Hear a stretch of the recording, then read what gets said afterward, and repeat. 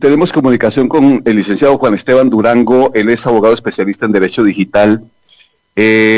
Además es máster en Ciberderecho, máster en Protección de Datos, profesor universitario sobre el tema de Derecho Libre de Derecho, en la Escuela Libre de Derecho, consultor legal en temas de protección de datos, en ciberseguridad, comercio electrónico, identidad digital, firma electrónica, bueno, todas esas cosas, y por esa razón me llamó la atención tener esta mañana a un experto sobre este tema.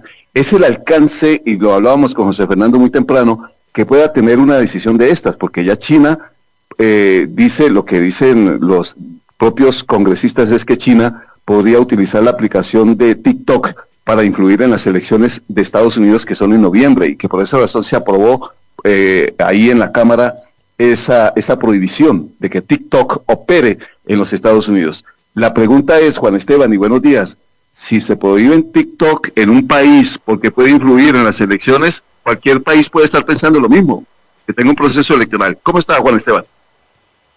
Buenos días, Henry, y a toda la audiencia un saludo especial en esta mañana. Efectivamente, Henry, y es que el TikTok no es hasta ahora pues que comienza a tener esos cuestionamientos en Estados Unidos. Ya esto es un asunto que viene de algunos años atrás. En el 2023, en febrero del 2023, los gobiernos de Canadá y Estados Unidos prohibieron a los funcionarios públicos el uso de esta aplicación. En España, TikTok ha sufrido diferentes sanciones. Países como la India también tienen bloqueada el uso de la aplicación. Y es que, digamos que se plantean tres principales preocupaciones en el uso de TikTok, especialmente en Estados Unidos, y ahí es donde va como el núcleo de estas decisiones.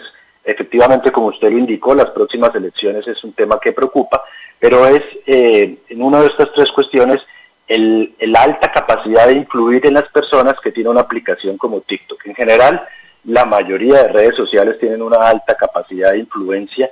Veamos lo que pasó con Cambridge Analytica cuando las elecciones de Trump, que se realizó a través de Facebook. En este caso, pues TikTok, por el alcance que tiene de 170, ustedes lo decían ahora, 170 millones de usuarios estadounidenses y más de 1.000 millones en todo el mundo, pues se vuelve un arma de influencia muy poderosa. Y digo yo, entre comillas, arma, porque así como puede ser usado para el entretenimiento o para tener conocimientos de cuestiones de salud o cuestiones legales o temas en general que enriquezcan el conocimiento humano, también es un instrumento muy poderoso para influir en las mentes, sobre todo de aquellos, me perdonan la expresión, no tan preparados, o con un pensamiento crítico no tan desarrollado. Hoy es normal ver gente que se informa de noticias a través de TikTok y no van a los medios oficiales. Entonces le dicen a uno, ¿vio que murió tal persona? Y uno dice, no ha muerto. Sí, yo vi en TikTok. Y a eso le dan total confianza. Entonces, ese es uno de los peligros que en general pues tampoco es que sea culpa de la plataforma, es también hay que hacer una reflexión de nosotros mismos como consumidores de información, qué es lo que estamos consumiendo y a qué le damos credibilidad. Otro aspecto importante a resaltar es que TikTok es muy opaco en cuanto a su algoritmo y en cuanto a sus prácticas. Entonces recordemos que no es un país totalmente democrático, sino que el gobierno tiene mucha influencia sobre las empresas tecnológicas y allí surge la preocupación de la cantidad de datos personales que recopila TikTok de sus usuarios. Datos que posteriormente, y ese ya sería el tercer aspecto de preocupación, podrían ser utilizados por el gobierno chino efectivamente para espiar o para llevar estrategias, para realizar estrategias contra estos países. Entonces TikTok en general está siendo muy cuestionado por su opacidad y principalmente por estas prácticas que incluso el mismo FBI ha manifestado su preocupación al respecto, diciendo que esa influencia es muy peligrosa para un país democrático como Estados Unidos. Claro, es que entonces hay dos cosas, José Juan Esteban, y es, el temor entonces, ¿cuál es? A ver, uno, o que se robe la información, los datos. China obliga a sus empresas o filiales en el mundo a entregar información de la gente que lo sigue, es decir, una información básica de los datos de quienes, de 1.000 y pico de personas que lo siguen en el mundo. La preocupación, ¿son los datos o que en efecto influyen las elecciones de Estados Unidos?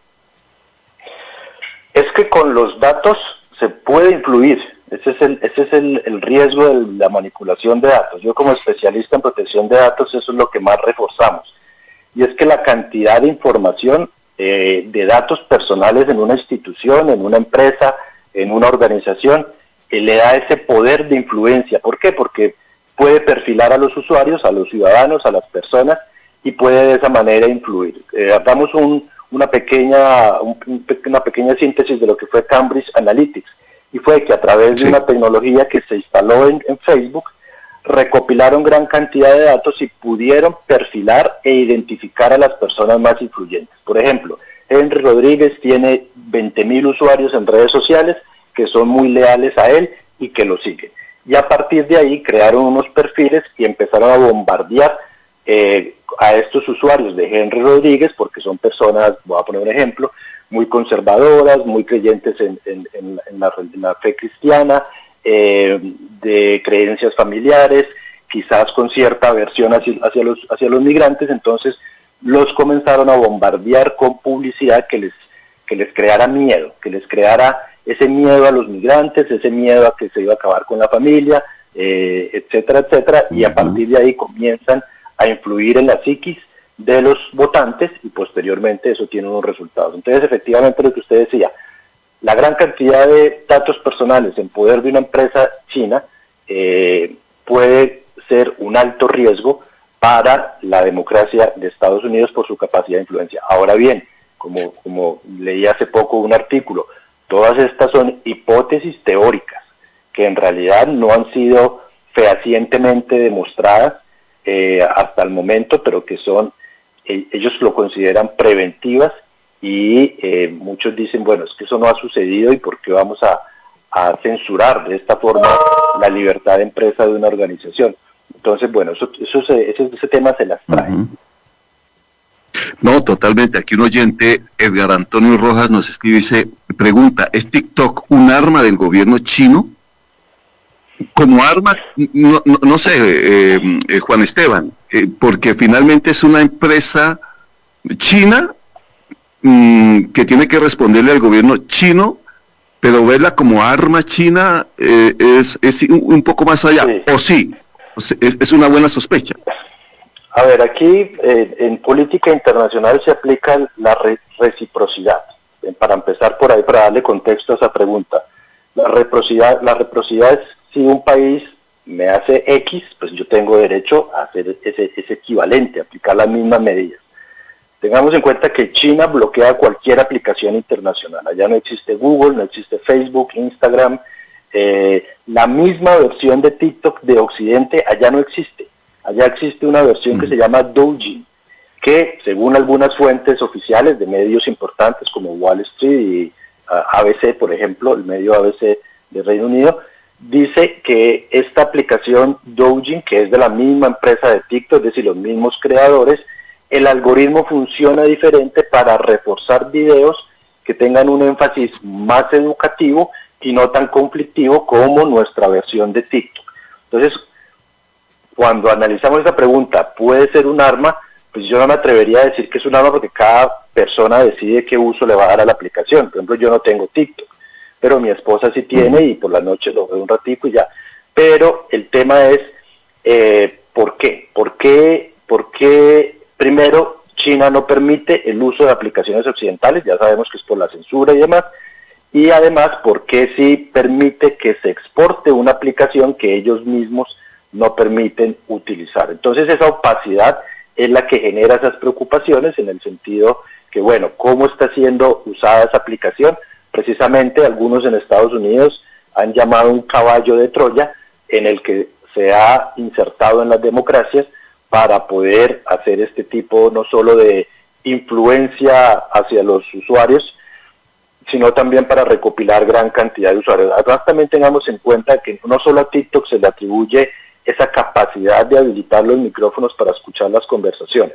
Eso es algo que también ya varias veces se ha puesto sobre la mesa en Estados Unidos, en aplicaciones como Facebook, en Instagram, que usted está hablando con sus amigos del próximo viaje a Europa que quiere realizar, ingresa a Facebook o ingresa a alguna otra aplicación y le comienza a aparecer publicidad o videos relativos a ese tema. Eso nunca ha sido confirmado, nunca ha sido, las empresas han aceptado que tengan esa práctica, pero los hechos sí dejan muchas sospechas de que el seguimiento y la captura de datos personales es excesiva y puede ser incluso abusiva.